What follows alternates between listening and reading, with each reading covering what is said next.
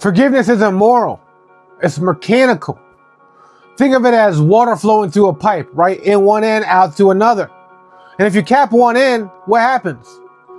And the water ends up backing up, right? It starts to back up. And eventually the pipe will burst or it'll come out the other end. Right? I told a story about a man who was forgiven of a $50 million debt only to go out and choke some dude who owed him $5,000 and he'll end up losing everything. Why is that?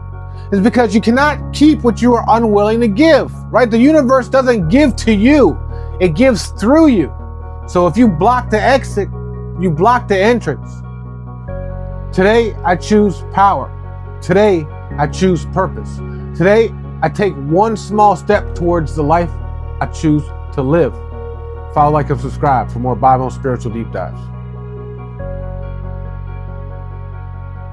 That boy is good. That's a bitch slap of truth right there.